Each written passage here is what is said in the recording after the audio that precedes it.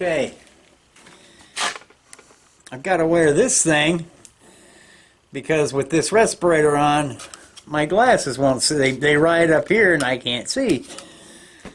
So I'm looking like an alien. But anyway, I've got the camera way back here to keep it out of all this dust, and I'm going to move it actually into the other room here. Just wanted to show you what I'm doing. I'm starting to contour the handle. And I'm stopping every now and again, and I'm gripping it. I'm getting ready to put my wheel attachment on there from here to the edge. There's going to be a hollow. Get your little finger around and give you some relief in there. So I'm going to use my big 12-inch contact wheel to shape that. And the edge of the flare is going to go right to the handle here, right to that edge. And then pretty much we're on hand sanding after that.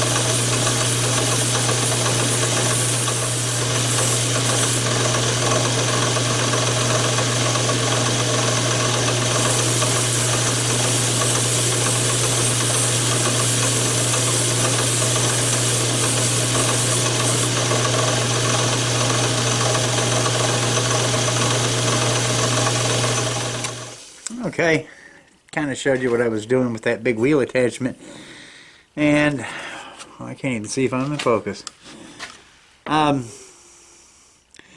to see the contour now. I just wanted a hollow because your smallest finger needs to get around the knife in that area. So the geometry of the handle, I've got it thin up here for control, and then through these two other fingers here, you've got a good wedge here to grab onto for strength.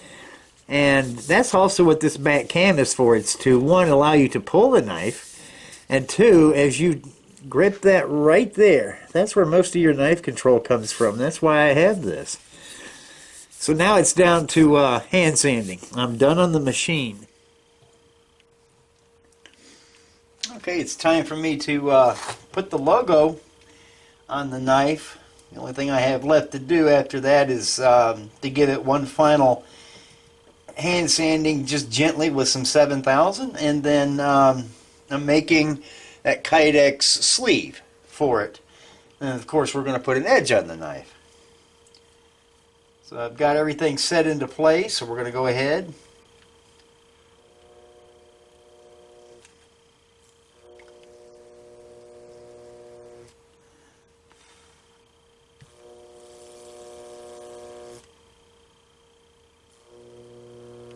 Right. And we're going to switch our leads and darken.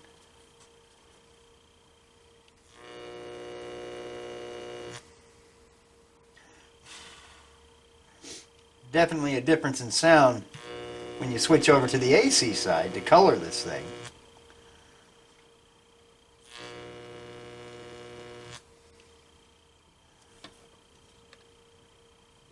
Okay, we have a nice sharp edge. So we'll turn the machine off.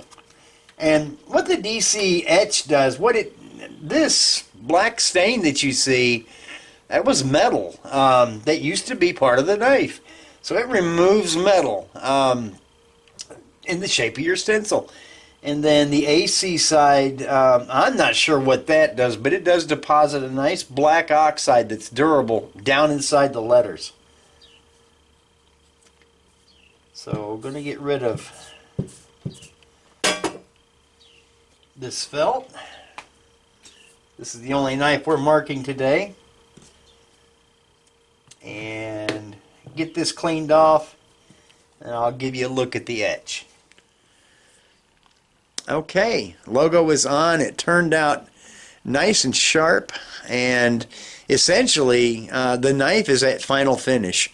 I love this micarta handle, and micarta, I suppose, is a lot like fabrics and carpet and other things where there are dye lots.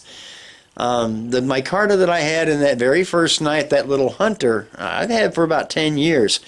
So, and I don't know that just one company makes it or several do. I suspect several companies make a type of micarta. And this one really shows the grain a lot better than that other knife. And I think you can see that because it shows up really well. You can just see the little striations. And I took this up to a 2000 grit hand sand and then went over to a white rouge on a buffing wheel and brought it up to its state now. And I wet the handle and it grips, it doesn't slip around, and this knife feels really good in your hand. There's just a little bit of a hollow for your little finger to grab, and all the geometry in the handle is doing what I wanted it to do. So I enjoyed this. I'm going to sharpen it very last after I make the Kydex sleeve, and I'll show some video of that. All I want to do is make a sleeve that this can slip into and just protect the knife when it's in a drawer or just wherever. So I just want to have enough to have plenty of extra around the perimeter of the knife, because this is all going to be trimmed to shape, and then it's going to be grommeted all the way around. So I just want to make sure I get enough here, so just eyeballing, and that is going to be long enough for the piece itself. So then all I want to do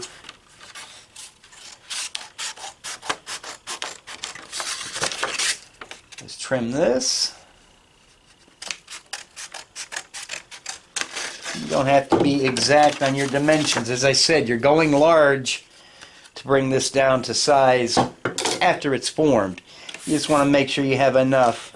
Now I removed the sticker and I can feel some of the glue there, so I'm going to get that off real quick and then I'll come right back.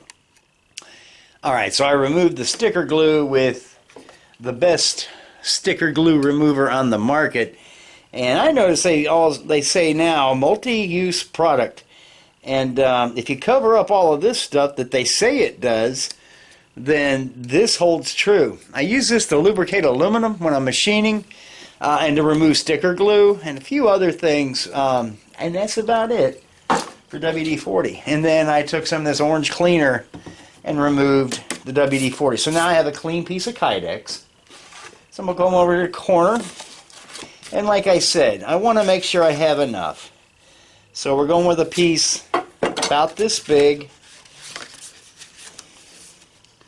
Just going to lay that on my Kydex. I didn't think I'd ever find a use for this particular color, and I really don't know why I ordered it, but for a kitchen knife, I think it's going to be just fine.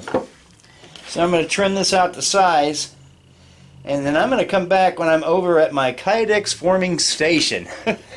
It's nothing fancy, believe me. Okay, this is my little setup for forming Kydex, and nothing fancy. All it entails is a heat source, and in this case I just use a non-stick griddle I bought at Walmart. Ideal temperature for this Kydex is between 350, 375, but don't get over 400. You have to be careful. You can melt this. So this is the outside of the Kydex. So all we're going to do is we're going to lay it on here. It doesn't take long at all to heat this through and through because it's, it's rather thin. But all you do is you just lift a corner, and if it's as limp as a piece of pasta, then you're ready. So when it is soft, then all we're going to do is take the knife, and we're going to flip this over and make kind of a sandwich out of this. Then we're going to come over here to this, and this is just something I rigged up for my hydraulic press. Now, it doesn't take 20 tons of pressure to form Kydex by any means. But this was just a simple way to get it formed and kind of hands-free. So all this is 1-inch dense neoprene. I have 2 sheets of it, the lower and the upper. And if I'm doing a Kydex device of some sort that is only one-sided, in other words, the contour is only on one side, I just simply take this sheet out, and then there's a piece of smooth masonite that I will put the lower sheet of Kydex on, and it just, all the contour goes to the top. But this neoprene is pretty important. It withstands the heat pretty well. Not that it gets that hot, 350, but it lasts, and you get good definition. So we're going to go ahead and get started, but when I get ready to put this Kydex knife sandwich under here, I'm going to close this thing till it's all but down, just enough room to get it under there. And we cut our piece large, so it doesn't have to be perfectly aligned or anything. It just has to be in there, and we're just going to contour the blade part. Now the handle part will always stick out, and we just trim to fit. So I'll come back when I'm ready to do all this. It's a quick process. Okay, I'm ready to do this, and I do apologize in advance because this air over jack consumes a lot of air, so my noisy compressor is going to kick on in the middle of this, I'm pretty sure. So I'm just going to lay the Kydex on there, and it'll curl a little bit, and then you can just watch it. It'll relax and lay flat, and that's just about when it's going to be ready to use.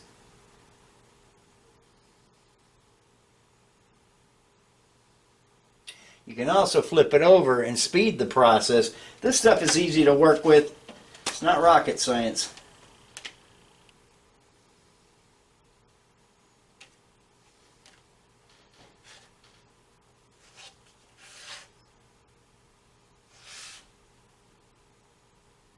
It only feels warm on my fingers. It's not super hot or anything.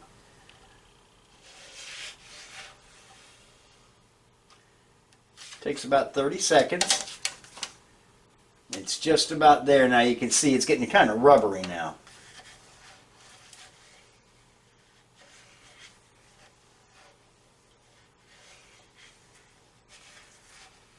Of course, if you go to lift this off the griddle and it leaves some of the Kydex behind, you've gotten it too hot.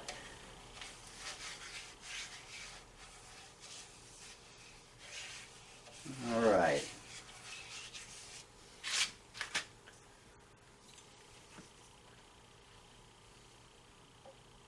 So all we're going to do is fold this over, just like that.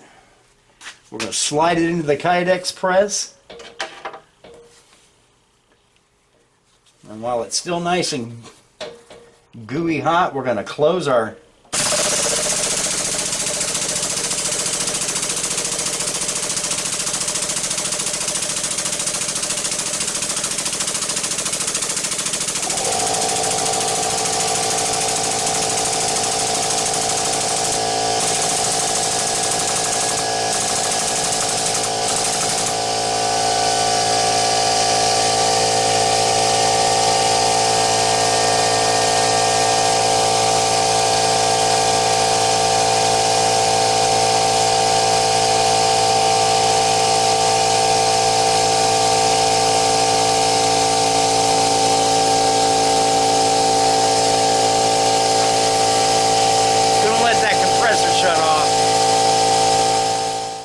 so that's what we ended up with. And if you notice, we've got a good definition on the knife. So a lot of this is just going to be trimmed away. We're just going to come a half inch to the outside. We're going to trim this out on the bandsaw. Then we're going to grommet it all the way around. Then we're going to sand the edges nice and smooth, and that is going to be a sleeve for this. Very simple. Just something to keep that blade in and keep this protected if it's in a drawer or just someplace else. So yeah, it's kite, and you can clean this stuff off. This is just dirt from the neoprene. But it's nothing fancy about forming Kydex at all. So I'll come back when I have this trimmed off and we're getting ready to grommet. So before I cut the folded sandwich apart, I put one grommet in, and then I cut it to where I could clean it out for one thing, and I drilled a little, or punched a little drainage hole in it, just so air can get in there. And now I'm going to grommet it together around the perimeter. So this is my rarely used little arbor press. So what I'm going to do is put these on here. You just get them started through the hole,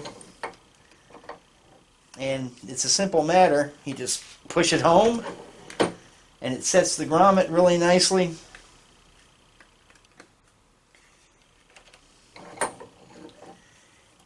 I just adapted this little cheapo Harbor Freight arbor press to set rivets and grommets. It makes quick work of it. It beats doing this stuff by hand with a hammer and the tool. And I can take the setting tool out and still use my arbor press for other things.